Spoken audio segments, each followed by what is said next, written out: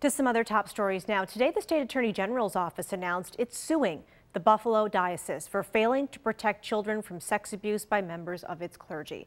The lawsuit accuses the diocese, former church leaders Bishop Richard Malone and former auxiliary bishop Edward Grosch, of failing to respond to sex abuse allegations. They're also accused of covering up credible claims of improper conduct by priests. Today, Attorney General Letitia James made that announcement. When trust is broken with spiritual leaders, it can lead to a crisis of faith.